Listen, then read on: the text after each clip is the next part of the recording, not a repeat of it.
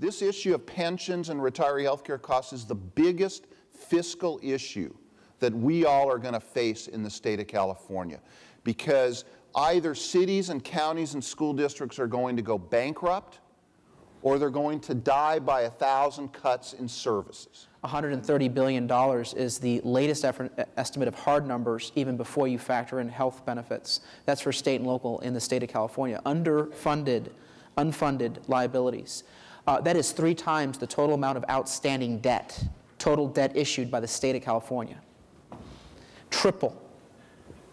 All the bonds. Politicians across the state continue to negotiate larger retirement and benefit packages for public employees. Who's going to pay for all these expensive promises? As you'll see, it's all coming due. Next on Full Disclosure.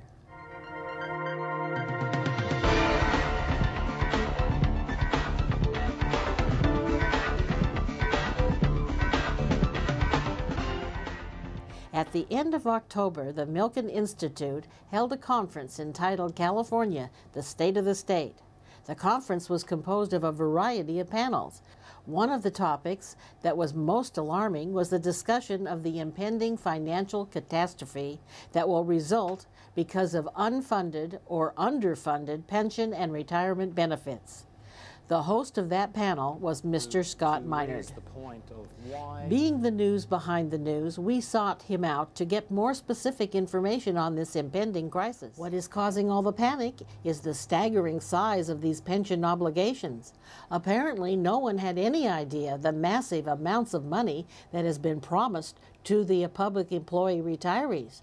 We asked Mr. Minerd how much. The size of the unrecorded benefit under the rules would range somewhere in the neighborhood of $300 to $400 billion if it had to be recorded today. Keith Richmond participated in the panel discussion. He shared with the audience a disturbing example of the retirement debt facing a local school district. Said many school districts in the state of California are likely to go bankrupt because of their health care liabilities. And in fact, right here, LA Unified School District did a report, their own report, which showed that they owe $10 billion. And in order to pay that off, it's going to cost $2,100 per student every single year for the next 30 years. $2,100 per student per year for the next 30 years. And so what used to be reading, writing, and arithmetic is now reading, writing, and retiree benefits. Is Assemblyman Richmond crying wolf and overstating the seriousness of the problem, we ask him? No, the problem's not overstated. The crisis we're talking about is all the public entities that are out there, LA Unified School District, for instance, which have massively underfunded pension and post-retirement benefit plans that is eventually going to have to be paid for. It's going to be paid, if it's going to be paid for, it's going to be paid for ultimately out of the taxpayer's pocket. Can a booming stock market resolve the current situation?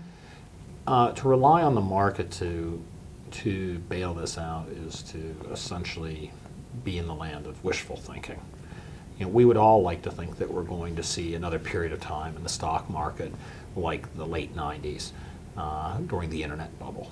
But as we've seen during that period, those sorts of returns on investments were not sustainable, and we ultimately paid them back. And for those areas where no one has set any money aside, especially in the area of post-retirement benefits like health, it doesn't matter. It doesn't matter how good the return on the market is if you have no money invested in it. Carl DeMaio identified how we got in this mess. Weak public officials are often elected based upon their support for public pension benefits to appease union officials. By doing so, they defer the increased costs to future generations. This is not a financial problem. This is really a political problem. It's the policy of what benefit levels are we going to provide and how are we going to fund them. And the option has been, because of the political environment, that labor organizations have put immense pressure on state and local politicians. The power of labor in state and local races has never been greater, and all you have to do is look at the independent expenditures that they're making on these races. As a result, they put pressure on the legislature to give higher benefits, sometimes in lieu of salary increases. And a legislator sits there and says, all right, I can give a salary increase, and that's going to come right out of this year's budget. Or I can give a benefit increase that really doesn't come out of this year's budget because it's actuarially funded. I can retroactively give the benefit, and at some point in the future, we'll have to cut services or increase taxes. In 1978, Californians got so upset at the staggering, escalating property taxes that they passed Proposition 13. As this pension debt starts to be felt, we asked Scott Minard if he thought there would be another taxpayer revolt, where Californians would mount another proposition to once again get control of government spending. What might be the more concerning issue in the propositioning process is that it might very well turn out that the unions and the employees who are going to be ultimately forced probably to accept some kind of renegotiation of services might want to pass legislation that prohibits this. So the real issue here is, the real risk is in that area is not that the taxpayers are going to wake up fast enough and do this and basically put through some proposition that somehow limits pension benefits and so on and so forth, which would actually maybe be prudent to do. But it's more likely that the labor unions are much more organized than the general electorate, and they're the ones who might actually come forward and put in a proposition that would prohibit any changes to the benefits that are already promised. So what's going to happen? We asked him to look into his crystal ball and predict the future for California citizens. Certainly the taxpayers are going to revolt in terms of wanting to pay these higher taxes. And if they don't revolt, that may even be worse, because the tax burden in the state could become so high relative to other states that you really discourage economic development in the state of California. We're already experiencing some of that now because of the high tax rates. Corporations moving out of state. I personally know people of means and who had businesses here who have moved out of the state to Tennessee to escape the tax burden of the state of California. Ultimately, if there is no correction to this, it really dims the prospects for California's economic growth, which is now a vicious cycle. Because once we have slowed down economic development and growth in the state of California, and there are fewer high-paying jobs and wages, there's a smaller tax base to work with. And the liability is fixed.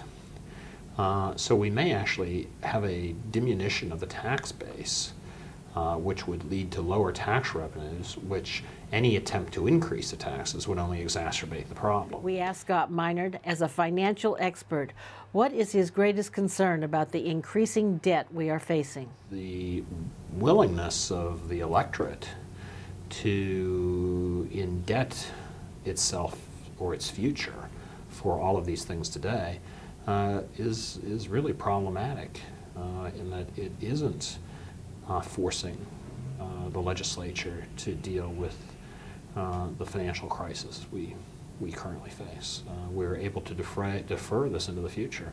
The money that's coming from these infrastructure bonds, for instance, would have been money that came out of the general fund if we really felt these things had to be built. So therefore, all that has happened is that we've authorized Sacramento to borrow money on our behalf so that they can continue to spend the money in the general fund for what other purposes they want to. Who's to blame? The incompetent politicians? The bond councils who make it so easy to borrow billions of dollars? Where do we point the finger so we can stop this erosion of our future? I think a lot of the electorate is as guilty as the politicians. And that is that they have chosen to do the trade-off of what's good for me for today and let the consequences fall into the future when somebody else may have to pay for it. So it's easier to borrow money that our grandchildren will pay off so that we can have better highways today than to pay the bill ourselves. It's the voters who are making these choices. They are choosing to be able to line their pockets today with commitments from our treasuries so that they can have prosperity today at the expense of somebody else in the future. And ultimately, it will happen that we sell our rights away so that we can live at a certain standard today. So until the public realizes and wakes up and realizes that we are handing more and more authority over to our legislatures and to our executives that govern us, and that they are taking away our liberties and rights and our flexibility by raising our taxes and making bond commitments on our behalf, this process will continue. And hopefully that change, that great awakening for America, will come soon.